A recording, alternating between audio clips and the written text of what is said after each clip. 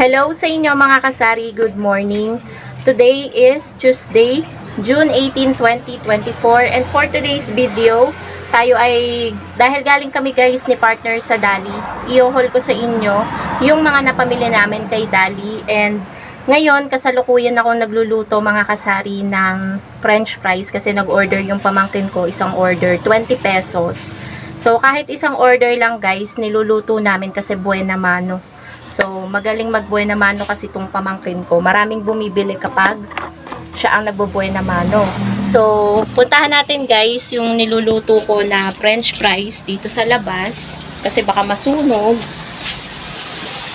So, ayan.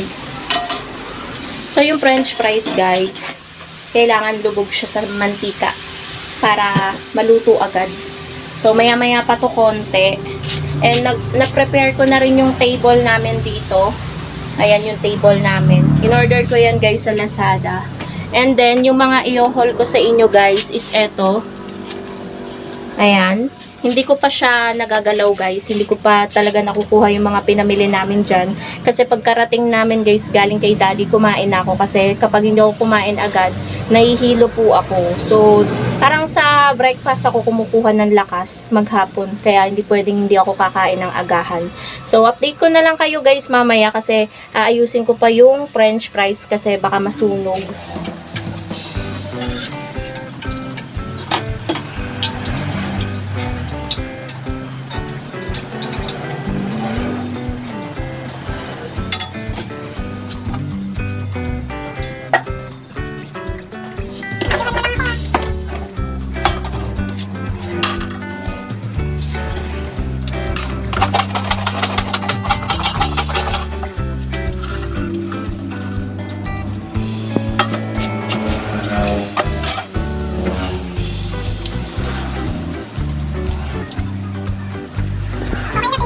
Ito na guys yung order ng aking pamangkin. Actually, siya yung nagbibideo sa akin.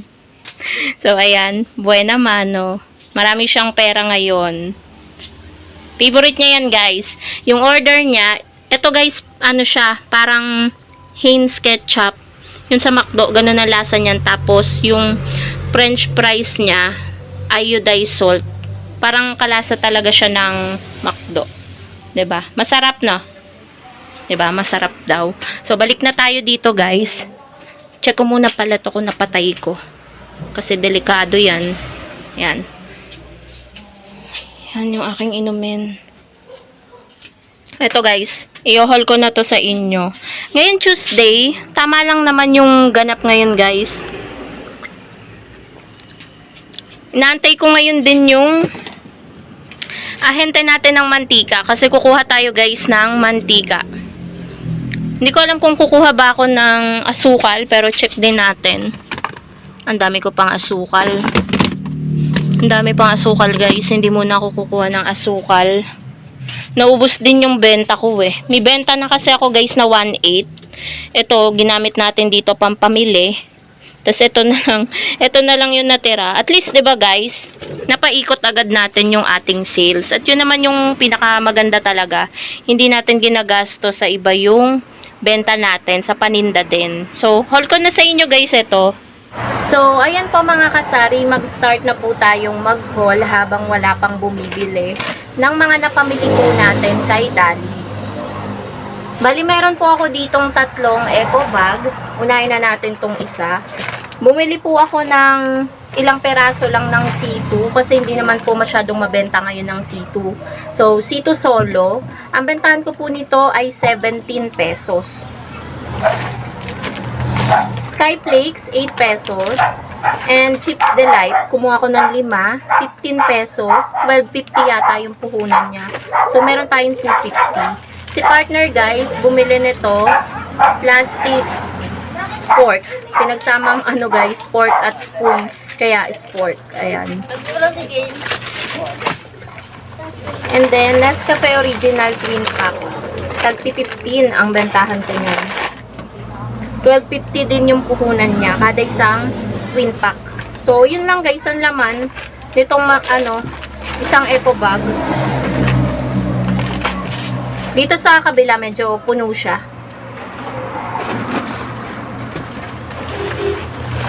at mabigat din guys. So, pansit canton. Chili mansi. Medyo mura guys ng 25 centavos yung puhunan ng mga pansit canton kay Dali sa Pure Gold. 13.75 kay Pure Gold kasi 14. Kaya guys, malimit akong magdali ngayon kasi last week, hindi ako nag-order kay Pure Gold. Kasi ayoko mag-order ng kaunti lang. Ito namang mga pinapamili natin guys kay Dali ay hindi naman karamihan. Ngayon lang actually medyo madami kasi nga hindi tayo nag-order kay Pure Gold. Malapit kasi guys dito ang Dali, kabilang barangay lang. Eh kung magpi-Pure Gold ako, napakalayo.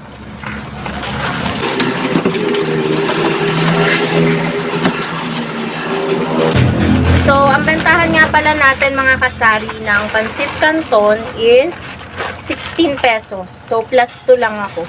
Pero dito, tumutubo ako ng 2.25 dahil nga mas mura ng 25 centavos kay Dali.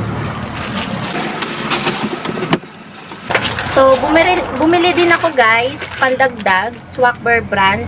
11 pesos na ang puhunan nito kay Dali. So, 13 yung ating bentahan. So, plus 2 tayo. Yan, may naiwan pa na pansit canton. Tsaka, Sesto Big. Ito, hindi ko alam eh. Yung resibo kasi ay baka nandun guys sa kabila. Sa pinakahuling eco bag. 12 pesos ang bentahan ko ng juice. Meron ako mango flavor. Eh, may naghahanap ng apple. Tsaka, Mountain Dew, isang dosena. 177 yung puhunan guys. Bentahan ko nito 20 pesos kada isang bottle. Ano yan? Palud. Maya-maya. Oh, ayun ako. 20 lang.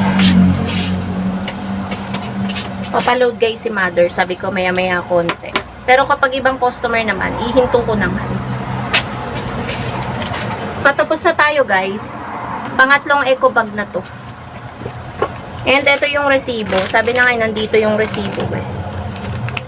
Ayan. Yung Mountain Dew, ayan nga, 177, tama ako. So, ito yung wallet na dala natin. Naubos yung laman niya. Ketchup, 32 yung bentahan ko nito guys. Meron na palang ganito kay Dali, UFC. Yan, saan ba ang presyo nito? Yan, 27. So, plus 5 pala ako dito. 32 yung bentahan ko nito. Meron din tayo mga Lucky 7. 25 bentahan ko nito. Ito ay 40. Yung Century Tuna Hot and Spicy. Apritada natin, 32. Naglagay ako ng karton guys dito. Para pinaka-division. Kasi baka umamoy dun sa ibang paninda. Ang ilalim kasi ay panay sabon. Mga napkin, ganon. Ay, ito yung karton. No? So, those days, 20 pesos isang balot. Napkin na yan. Yung malaking napkin. 9 pesos yon. Tapos, yung downy natin, tag si 7. Yung maliliit. Safeguard natin, 22. Mas mahal guys ang Safeguard kesa sa mga Silka. Yung mahal na Silka is yung green. Tapos Ariel natin, 16. Ito guys, panggamit lang namin. Itatry ko lang kung mas makakatipid ba kami dito sa ano, dishwashing paste. Ayan, mga napkin ulit. Naubos kasi yung mga napkin ko dito. Downy ulit, isang dosena. Sunrise to yung isa, antibac. Apritada ulit. Tender Care, tag 18. 18 pesos yung pinakamura ko dito na sabon na mabango. And then ito, cotton buds. Panggamit ko lang din. Panggamit namin. So, that's it. Yan lang guys yung laman ng ating eco bag. Naka 1,843 pesos din tayo dito sa mga groceries na ito. So, 'di ba? Sa mahal ng mga bilihin guys, kukunti yung item pero halos kulang-kulang 2,000 na agad yung halaga nito lahat. So, namili din, nakasama din dito guys, namili si partner nung, ito nga, tsaka 2 balot, bali 2 kilong french fries. So, ang 1 kilo is 115, 230 yon. Kasama dito guys. So, bali yung mga napamili natin dito is worth nasa 1.6 lang, ganun. So, yun lamang mga kasari. Thank you so much for watching. Yung ano naman, sa ahente naman natin ay mantika lang naman ang kukunin ko. Kada isang dosena naman nun ay 300 pesos. Wala namang ako nababalitaan na tumaas ang mantika. So, ganun pa rin siguro yung puhunan niya. So, yun lang naman mga kasari yung kaganapan ngayong araw ng Tuesday. Thank you so much for watching and happy selling po sa inyong lahat. Bye guys!